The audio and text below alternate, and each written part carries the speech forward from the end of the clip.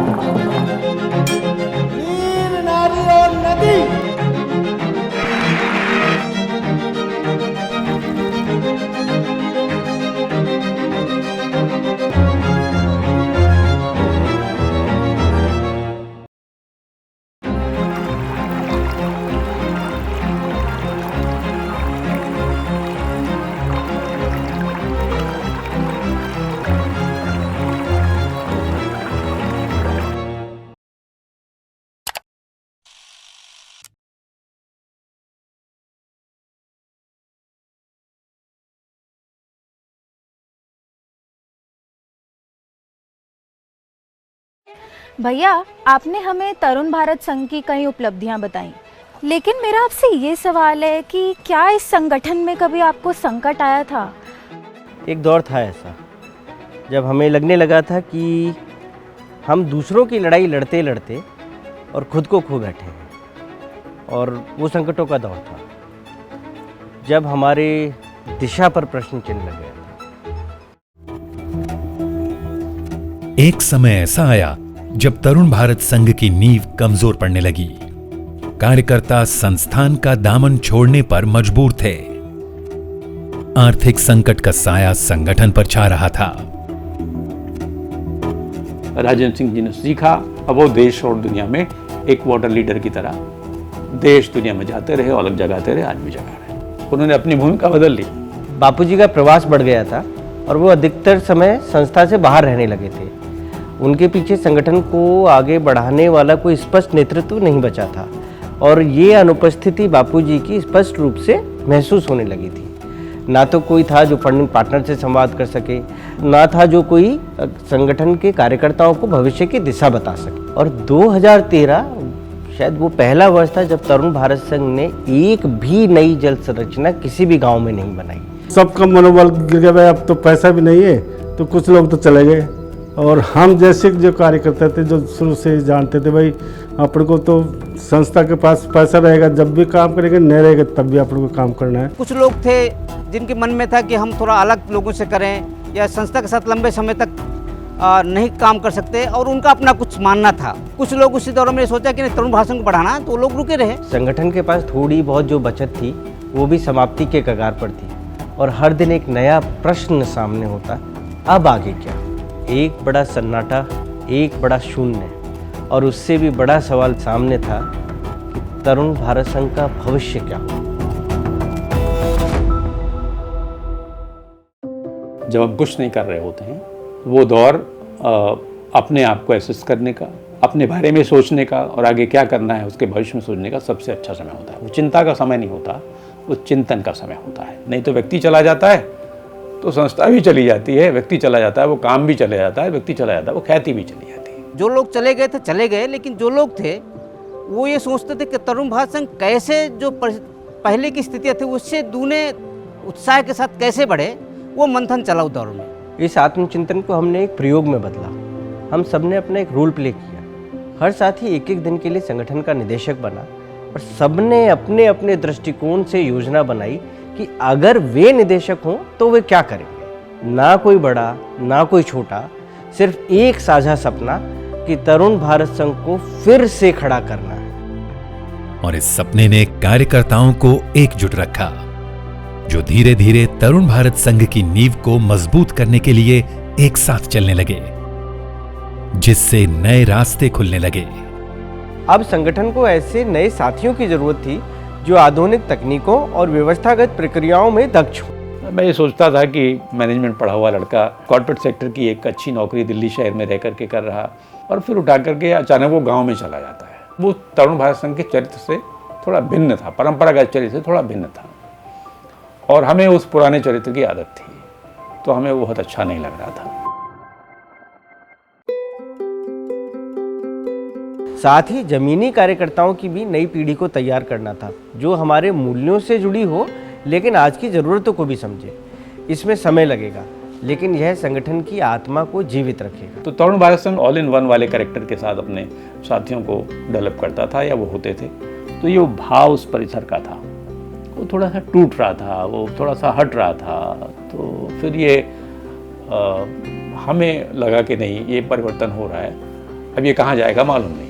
नए कार्यकर्ताओं को समझने में पहले तो हमको भी दिक्कत महसूस होती है, लेकिन जब 1-2 महीने साथ रह जाते हैं ना, तो फिर हम समझ जाते हैं भाई उनकी भावनाएं क्या है, हमारी क्या भावनाएं। हमारे थोड़ा अलग विचार होते हैं, उनके अलग विचार होते हैं। उस समय नए पुराने साथियों थोड़ा बहुत रहा, लेकिन पुराने लोग एक्सेप्ट किए नए साथियों को, और सिखाने के और सीखने की भी क्षमता का बदलाव भी उस समय दौरान हुआ। डेवलपमेंट सेक्टर में हमेशा एक ऐसा इंसान चाहिए होता है जो जिसमें एम्पैथी हो, जिसमें पैशन हो। जब आई थी, जब नहीं पता था कि लोगों से इतना कनेक्ट हो पाऊंगी या नहीं, बट आज जो मैं हूँ, सब पूरी फील्ड टीम का मैं बहुत धन्यवाद देना चाहती हूँ कि उन्होंने मेरा जो रोल था, और कहीं ना कहीं उनका प्यार और सम्मान, उसी ने हमारी पार्टनरशिप्स हमें आगे बढ़ाई। मुझे लगा कि वाकई में जो हम तरुण भारत संघ काम करिए वो एक अच्छा काम है और समाज के साथ मिलकर करिए। ये एक ऐसा काम है जो समाज के साथ जुड़ाव करता है। ये धरती की अगर प्यास बुझी तो वो खुद पूरा पानी नहीं पीती है, माँ अपने बच्चों को ही पानी पिलाती है, और वो पानी उसके सुख, समृद्धि, संस्कृति, सब विकास में काम आता है। मौलिक जब आया, पुरातन को उसने पकड़े रखा, एक संस्कार उसका था और उसकी अपनी सोच थी। किसी भी संस्था में तो व्यक्ति से प्रकृति और अव्यवहारिकता से व्यवहारिकता, नूतन से पुरातन जब जुड़ता है तो चीज़ें बहुत अच्छे ढंग से चलती हैं, नदी के बहाव की तरह बहती चलती हैं। एक तरफ कम्युनिटी की प्रायोरिटी सबसे ऊपर रखी, और दूसरी तरफ जो डोनेशन दे रहा, जो फंडिंग एजेंसी, उसको भी दिमाग में रखा, उसकी ज़रूरत भी दिमाग में रखी। जब संगठन समाज की बदलती अपेक्षाओं को समझते हैं, अपनी कार्यशैली को अपडेट करते हैं और पारदर्शिता, उत्तरदायित्व और कुशलता को अपनाते हैं, तो तब ये सिर्फ टिकते नहीं बल्कि अपने उद्देश्य की ओर और भी सशक्त होकर अग्रसर होते हैं। जब तरुण भारत संघ की गाड़ी ने फिर से सफलता की पटरी पर रफ्तार पकड़ी ही थी, तभी कुछ ऐसा हुआ जिसने पूरी दुनिया को रोक दिया। वर्ष 2020 की कोरोना महामारी। लॉकडाउन में सब कुछ थम गया, पर संगठन को तो चलते रहना था। हमारी टीमें रोजाना 400 से 500 किलोमीटर तक का सफ़र तय कर रही थी, ताकि दूर दराज में फंसे ज़रूरतमंद लोगों तक राशन पहुंचाया जा सके। उस समय हर कार्यकर्ता ने अपनी सीमाओं को लांघा था। कोई थकावट नहीं, कोई शिकायत नहीं, बस एक ही संकल्प, किसी का चूल्हा ना बुझे और कोई भूखा न सोए। हम 24 में से 20 घंटे लगातार काम कर रहे थे, और वो भी 3 महीने तक। हमें खुद नहीं पता था कि हम इतने सामर्थ्यवान हैं। हमने खुद को पहचाना था उस दौर में। पूजा जी के साथ मैं एक चीज़ मैं कहूँगा कि उनसे भी हमने सीखा है। कोरोना काल में जो काम उन्होंने किया, छोटा बच्चा था आदि, उनको छोड़ के पूरा दिन हमारे साथ में उन पेशेंटों के साथ, कोरोना के जो थे उनके साथ काम करना। कोरोना में जिस तरह से पूरी टीम और हमने काम किया, वो भी हमारी लाइफ के लिए बैठे नहीं, और मौली जी का प्रबंधन उस समय पर। तो कोरोना का दौर भी पूरे इलाके को जिंदा रखने के लिए और अपने तरुण भाषण को भी बचा के रखने के लिए, वो सब हमने जो काम किया, वो भी एक बहुत बड़ा भाई साहब का मार्गदर्शन था। तो मैंने कहा कि कोई है ही नहीं, कोई बाहर ही नहीं निकल रहा है, अपन किसकी मदद करेंगे? तो बोले कि आप बाहर, अपन ही जाकर लोगों तक पहुंचेंगे और हम ही लोगों की मदद करेंगे। मैंने कहा कि कैसे छोटा बच्चा है हमारे साथ में, क्या आपको लगता है कि ये हमें करना चाहिए? और उन्होंने कहा कि मुझे पता है कि हम कर सकते हैं, आज लोगों को हमारी ज़रूरत है और हम जैसे संगठन होते किस लिए हैं। ये एक ऐसा दौर है जब सब अंदर बैठे हुए हैं, अब ये हमारा टाइम है, हम जैसे संगठनों का टाइम है कि वो आगे आएँ और समाज को इस परिस्थिति से बाहर निकालने में मदद करें। वो मेरे लिए काफ़ी था। हमारे हॉस्पिटल में भी काफ़ी डोनेशन किया, कई आर्टिकल्स दिए, रेडिएंट वार्मर दिया जिसका लाभ नवजात शिशुओं को बहुत मिल रहा है, और भी कई आर्टिकल्स, कई इंस्ट्रूमेंट ऐसे दिए, पल्स ऑक्सीमीटर है और थर्मल गन है, ये कई जो आइटम्स दिए ना जो बहुत काम आए। ये सब जो हमारी सेकंड जनरेशन है तरुण भारत संघ की, इन लोगों ने फिर लोगों के बीच में जाके कोविड के काल में रात दिन एक करके काम किया। किसी ने कोविड से, अपनी मृत्यु से किसी को डर नहीं लगा, और फॉर्चुनेटली हमारे किसी साथी को कोविड हुआ भी नहीं। जहां एक ओर संगठन की युवा टीम अपने आप को खड़ा करने की कोशिश कर रही थी, वहीं दूसरी तरफ राजेंद्र सिंह राष्ट्रीय जल साक्षरता में पूरी तरह व्यस्त हो चुके थे। उनकी दशकों की निष्ठा को मान्यता देते हुए भारत सरकार ने देश की छोटी नदियों को पुनर्जीवित करने के लिए तरुण भारत संघ के अनुभव को एक मार्गदर्शक मॉडल के रूप में अपनाने का निर्णय लिया। तरुण भारत संघ की औकात तो कोई पैसे वाली उतनी ज़्यादा थी नहीं, पर तरुण भारत संघ के पास लोगों का प्यार था, विश्वास था। उस प्रेम ने, उस विश्वास ने, उस श्रद्धा ने ये जो 24 नदियां हैं उनको पुनर्जीवित करने का अद्भुत काम किया। और ये 24 नदियां मेरी और आपकी बातचीत में नहीं बह रही हैं, ये धरती पर बह रही हैं। आज कई नए पार्टनर्स के साथ तरुण भारत संघ सफलता के नए आयाम छू रहा है। और यह कोई आसान काम नहीं था, इसमें संवाद, धैर्य, शिक्षण और निरंतर सहभागिता की जरूरत थी। हमने कार्यशालाओं, आपसी संवाद, फील्ड विजिट, साझा जिम्मेदारियों के माध्यम से यह पुल बनाया। यही संगम था जिसने संगठन को जीवंत और प्रासंगिक बनाए रखा। एक और हम जड़ों से जुड़ रहे थे और दूसरी ओर नए शाखाएं भी फैलती जा रही थी। इस पूरे सफर में संस्था ने पारदर्शिता को हमेशा अपना एक मजबूत स्तंभ बनाए रखा है। हमारी जो भी एनुअल ऑडिट होती है, हम लोग अपनी तरुण भारत संघ की वेबसाइट है उस पर हर साल अपलोड करते हैं, कोई भी आदमी देख सकता है। पूरी तरह से ट्रांसपेरेंसी है। ट्रांसपेरेंसी के लिए देखिए, एक तो फील्ड से जो रिकॉर्ड बन के आता है वो एक बहुत इंपॉर्टेंट होता है कि फील्ड में जो वर्कर काम कर रहा है वो अपना क्या रिकॉर्ड वहाँ पर दे रहा है। उस रिकॉर्ड के बाद में उसको अकाउंट्स डिपार्टमेंट उसको काम को कैसे अपने डॉक्यूमेंटेशन को पूरा करता है, जिसमें फ़ोटोज़ भी होती हैं, नैरेटिव्स भी होते हैं, और फाइनली वहाँ भी सारा रिकॉर्ड आता है कि कितना काम हुआ, फिजिकल मेजरमेंट्स भी आते हैं। आप और भी कई तरह के रिपोर्ट्स आती हैं जिनको हम देख कर और हम उसको चेक करते हैं कि डॉक्यूमेंटेशन पूरा है नहीं है। जहाँ पे कंप्लीट नहीं होता है वहाँ हम उनको पूरा एडवाइस करते हैं। और यही कारण है कि हम आज तक पूरा इनको हमने सख्ती से ही मेंटेन करवाया है कि हमको ट्रांसपेरेंसी पूरी रखनी है। जब डोनर पैसा देता है तो वो अपना हिसाब भी पूरा लेता है। संगठन के नए साथी हों या पुराने, सभी को साथ कंधे से कंधा मिलाकर चलने में गर्व महसूस होता है।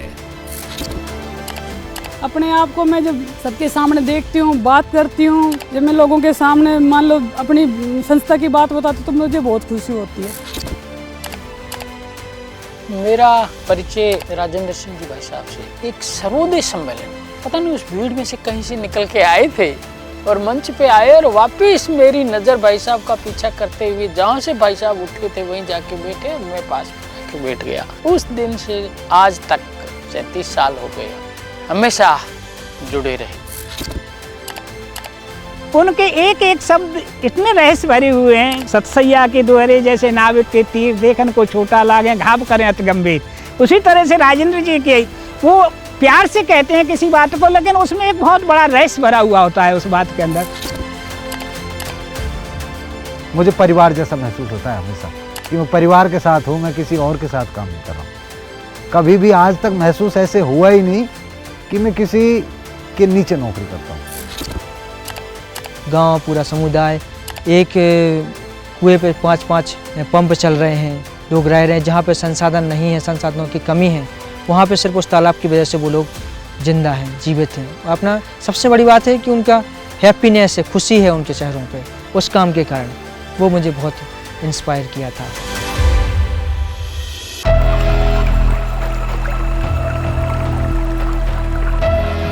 आज तरुण भारत संघ फिर से बह रहा है, उस नदी की तरह जो सूखा सहती है मगर समर्पण नहीं छोड़ती। अब हर बूंद एक संकल्प है और हर लहर बदलाव की दस्तक है।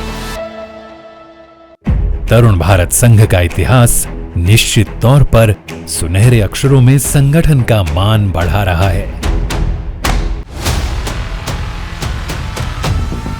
पर उसका वर्तमान भी देखने लायक है।